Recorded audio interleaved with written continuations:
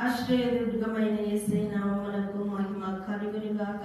ఈ ఉదయకాల సమయము మరి ఏప్రిల్ మాసము 29వ తారీఖున మరి మహామహుడు మహోన్నతుడైన యేసయ్య నామమునకు మహిమ చెల్లిస్తున్నాం. మరి ఉదయకాల సమయంలో హెవెన్లీ లైట్ మినిస్ట్రీ పరిచర్యల ద్వారా మీకు శుభాభివందనాలు తెలియజేస్తున్నామండి. ఉదయకాలము పాట పాడుకుంటూ దేవుని నామాన్ని ఘనపరచుదాం. హల్లెలూయా.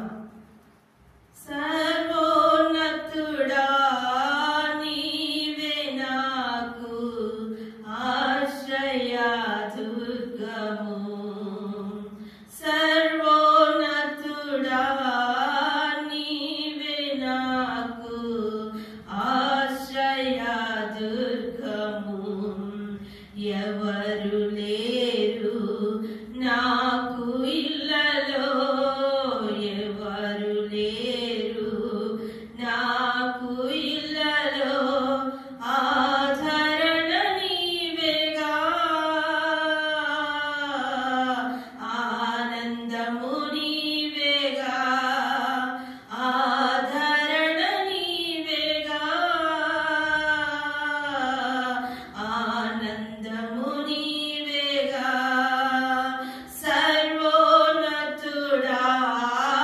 నీవే నాకు ఆశ్రయ దుర్గము, నిందల పాలై నిత్య నిబంధన నీతో చేసిన దానియేలుకు, నిందల పాలై నిత్య నిబంధన నీతో చేసిన దానియేలుకు, సింహాసనమిచ్చినావు,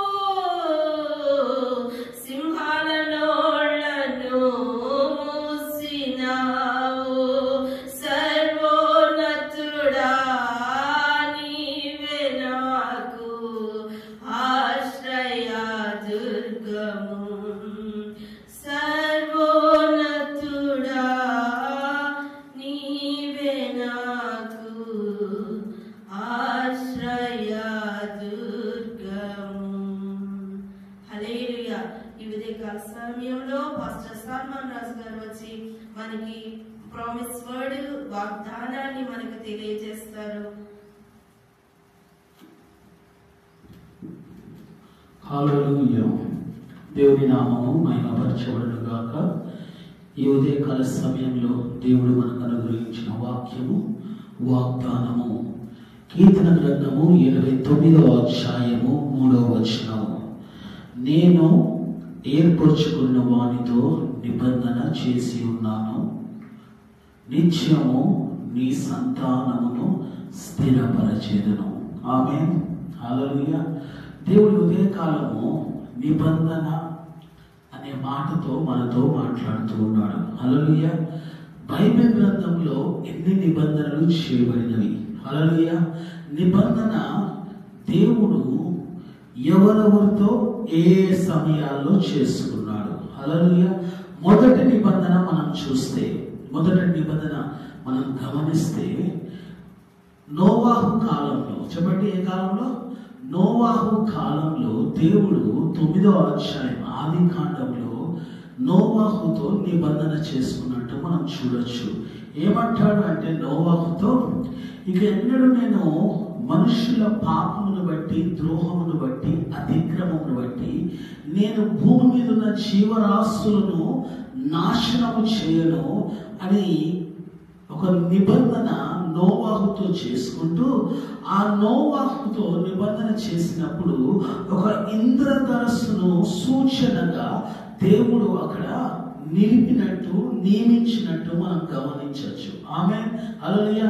నిబంధనకు 2 ప్రాముఖ్యమైన కార్యాలు మనము గమనించాలి. మొదటిది నిబంధనలు ఏంటంటే వాగ్దానం. చెప్పండి ఏంటి? నిబంధనకు కావాల్సిన 2 మూలాలు, అంటే కావాల్సిన 2 కార్యాలు మనము ధ్యానించబోతున్నాం.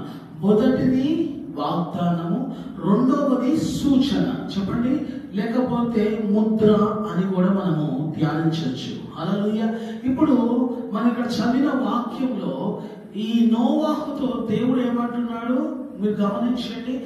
నిన్ను, నీ సంతానాన్ని నేను ఏం చేస్తాను, విస్తరింప చేస్తాను, ఆశీర్వదిస్తాను, ఫలింప చేస్తానని దేవుడు మాట్లాడుతూ ఉన్నాడు. ఆమె మొదటిది వాగ్దానం. రెండవది ఏంటి, గుర్తు అంటే సూచన లేకపోతే ముద్ర. అంటే ఏంటి ఆ సూచన, గుర్తు? ఆకాశంలో ఇంద్రధనుస్సు రావటము, భూమి మీదకి ఎన్నడూ జలముతో లేదా జల ప్రళయముతో నాశనము చేయకపోవటం. అలాగే ఇది మొదటి నిబంధన. రెండో నిబంధన ఎవరితో చేసుకున్నాడు దేవుడు? అబ్రహాముతో చేసుకున్నాడు. ఆదికాండం 12వ అధ్యాయం మనం గమనిస్తే ఆది కాండంలో అబ్రహాముతో కూడా నిబంధన చేసుకున్నట్టు మనం చూడొచ్చు. నేను నిన్ను ఆశీర్వదించేదను, నేను నిన్ను విస్తరింప చేసేదను అని అబ్రహాముతో దేవుడు మాట్లాడుతూ ఉన్నాడు. అటు తర్వాత మరి దేవుడు వాగ్దానం చేశాడు. అటు తర్వాత ఏంటి, గుర్తు గాని ముద్ర గాని మనం చూడాలి. ఏంటి ఆ గుర్తు అంటే ఆ నిబంధనకు సున్నతి. చెప్పండి, ఏంటి నిబంధనకు రెండో గుర్తు ఏంటి, లేదా రెండో ముద్ర ఏంటి? సున్నతి. మొదటి గుర్తు ఏంటి చెప్పండి, ఇంద్రధనుస్సు. రెండవ గుర్తు ఏంటి చెప్పండి, సున్నతి. హల్లెలూయా. ఇప్పుడు అబ్రహాముకి ఇచ్చిన నిబంధనలో ఏమంటున్నాడు? సున్నతి ఒక గుర్తుగా, వాగ్దానముగా నిన్ను ఆశీర్వదించేదను, నీ సంతానం ఆశీర్వదించను, ఇస్రాయేలు కంటే ఆకాశ నక్షత్రముల కంటే నేను ఏం చేస్తాను, ఆ దీవించేదను, నీ వలన భూమి మీద ఉన్న సమస్త జనులు ఆశీర్వదించబడతారని దేవుడు అబ్రహాముతో నిబంధన చేసుకున్నాడు. ఇది రెండవ నిబంధన. మూడో నిబంధన ఎవరితో చేసుకున్నాడంటే దేవుడు మోషేతో చేసుకున్నాడు. ఆమె హల్లెలూయా. ఏమని నిబంధన చేసుకున్నాడంటే ఆజ్ఞలతో. చెప్పండి, ఏంటి ఆ నిబంధన? ఆజ్ఞలతో కూడిన నిబంధన.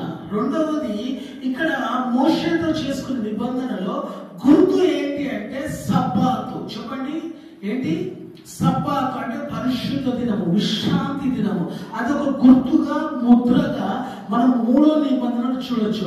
వాగ్దానమును ఇక్కడ దేవుడు వాగ్దానమును పొంది ఏం చేశాడంటే వారికి కొన్ని ఆజ్ఞలు ఇచ్చాడు, 10 ఆజ్ఞలు ఇచ్చాడు. పాత నిబంధనగా దాన్ని మనం గమనించవచ్చు.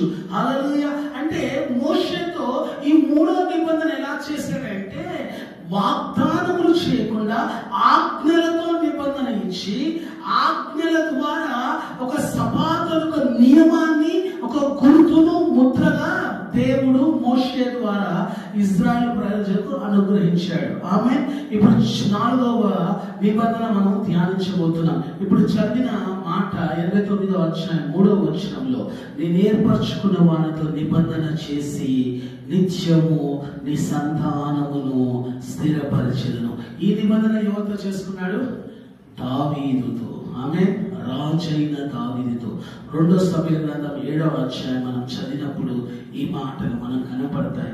ఇక్కడ దావీదుతో చేసుకున్న నిబంధనలో వాగ్దానం ఏంటి అంటే నీ సింహాసనము నిత్యము నిలుచును, తరతరములు నీ సంతానము రాజ్యముగా ఉండును అనేది వాగ్దానం. మరి ముద్ర ఏంటి అంటే యూదా గోత్ర స్తుతి స్తుతి అని మనం గమనించవచ్చు. ముద్ర ఏంటంట స్తుతి. హల్లెలూయా. ఇక్కడ దావీదు స్తుతికి ఒక ఆద్యుడుగా, స్తుతికి ఏమంటారు ప్రారంభానికి ఒక కర్తగా మనము గమనించవచ్చు. మొదటి వ్యక్తి నిబంధనకు ఈ 4వ వ్యక్తి నిబంధనకు చాలా మార్పు ఉంది. మొదటి నిబంధన ఎలా ఉంది అంటే ప్రజలను కాపాడటానికి, రక్షణకు గుర్తుగా ఉంది. చెప్పండి, ఏంటి ఆ నిబంధన గుర్తు? ఇంకెన్నడూ నేను నాశనము చేయను, నేను ఎన్నడూ ఇంకా దేశ ప్రపంచాన్ని, భూమిని పాడు చేయను, రక్షణకు గుర్తు ఉంది. రెండో నిబంధన అబ్రహాముతో చేసుకున్నప్పుడు సున్నతి, మీరు నా ప్రజలు. చెప్పండి, ఏంటి? మీరు నా జనాంగము అని రుజువుపరచడానికి సున్నతి ద్వారా దేవుడు ఆ నిబంధన చేసుకున్నాడు. మూడో నిబంధన ఏంటి?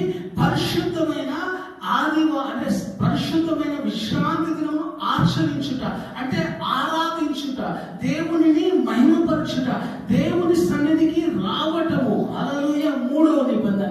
4వ నిబంధన వచ్చేదంటే నువ్వు దేవుని వచ్చిన నీవు నేను స్తుతించట. హల్లెలూయా. మొదటి నిబంధనలో నువ్వు రక్షించబడ్డావు, కాపాడబడ్డావు, అంటే గుర్తు ద్వారా, ఇంద్రధనస్సు గుర్తు ద్వారా. రెండవ నిబంధనలో సున్నతి ద్వారా నీవు నేను ఆయన కుమారులుగా, కుమార్తెలుగా, జనాంగముగా పిలువబడ్డాము, ఏర్పాటు చేయబడ్డాము. మూడో నిబంధనగా ఆయన పరిశుద్ధమైన విశ్రాంతి స్థలానికి రావటము. వింటున్నారా? నాలుగో నిబంధనలో ఆయనను స్తుతించటము. ఆమేన్. హల్లెలూయా. ఇప్పుడు ఈ నాలుగు నిబంధనలు క్రీస్తు ద్వారా నెరవేర్చబడ్డాయి. హల్లెలూయా. క్రీస్తు ఐదో నిబంధనగా నూతన నిబంధన మనకు కనపడుతున్నాడు. మత్తయి సువార్త 26వ అధ్యాయంలో ఆ మెడగది మీద శిష్యులతో కలిసి ఆయన పస్కా భుజించినప్పుడు ఏమంటాడు? ఈ గిన్నెలోనిది మీరు త్రాగుడి, ఇది కొత్త నిబంధన అని మాట్లాడుతున్నాడు. ఆమేన్. ఏ నిబంధన? క్రొత్త నిబంధన. అంటే పాత నిబంధనలో చేయబడిన 4 కార్యాలు కొత్త నిబంధనలో క్రీస్తు మన కొరకు సంపూర్తి చేసి ఉన్నాడు. ఆమేన్. ఆయన మనకు రక్షణ అనుగ్రహించి ఉన్నాడు. ఆయన మన కొరకు ఏం చేయబడ్డాడు? సున్నతి చేయబడ్డాడు. మన కొరకు ఆయన సున్నతిగా మనందరినీ క్రీస్తులోనికి పిలుచుకోవడం బట్టి మనమందరము క్రీస్తు ద్వారా సున్నతి చేయబడిన వారుగా మార్చబడ్డాం. మూడవది, ఆయన ద్వారా మనం అందరము పరిశుద్ధ స్థలానికి కాదు, అతి పరిశుద్ధ స్థలంలో ప్రవేశించడానికి అవకాశం కలిగింది. నాలుగవదిగా దేవుణ్ణి, యూదా గోత్రపు ఆయన సింహాన్ని ఆయనను స్తుతించడానికి మనకు ధన్యత కలిగింది. ఆమె ఈరోజు నిబంధన నీకు నాకు కూడా అనుగ్రహించబడింది. క్రీస్తు ద్వారా నూతన నిబంధనలోకి మనం అందరము ప్రవేశించి ఉన్నాం. నూతన నిబంధనకు ఆయన మధ్యవర్తి అయి ఉన్నాడు. ఆ మధ్యవర్తి యేసు క్రీస్తు మన కొరకు సిలువలో పస్కా బలిగా, దేవుని గొర్రెపిల్లగా తనకు తాను అర్పించుకున్నాడు. క్రీస్తు నీ జీవితంలో చేసిన ఆ గొప్ప కార్యమును బట్టి ఎల్లప్పుడూ ఆయన కృతజ్ఞతా భావంతో ఎల్లప్పుడూ కృతజ్ఞుడుగా ఉండాల్సిందిగా నేను కోరుతూ ఈ మాటలు నేను ముగిస్తున్నాను. దేవుడు మనందరినీ దీవించును గాక. ఆమేన్. ప్రార్థన చేద్దాం. పరిశుద్ధుడా, నీ వందనాలు చెల్లిస్తున్నా. నువ్వు మాట్లాడిన ప్రభు అద్భుతమైన వాక్యమును బట్టి వందనాలు. నిబంధన ఏ సమయంలో ఎలాగ జరిగింది, జరిగినప్పుడు ఏ కార్యాలు చేశావు, ఏ పనులు చేసి ఉన్నావు, ఏ తండ్రి ఉద్దేశంతో నువ్వు నిబంధన చేసి ఉన్నావు, ప్రజలతో నువ్వు మాతో మాట్లాడి ఉన్నావు. ఇప్పుడు కొత్త నిబంధనలో మమ్మల్ని అందరినీ తోడుకొని వచ్చావు. ఈ కొత్త నిబంధనలో ప్రభా మేమందరము తండ్రి నీకు వందనాలు, విమోచించబడి ఉన్నాం, రక్షించబడి ఉన్నాం. తండ్రి నీకు వందనాలు ప్రభా. క్రీస్తు ద్వారా ప్రభా తండ్రి నీ కుమారులుగా, కుమార్తెలుగా పిలువబడ్డాం.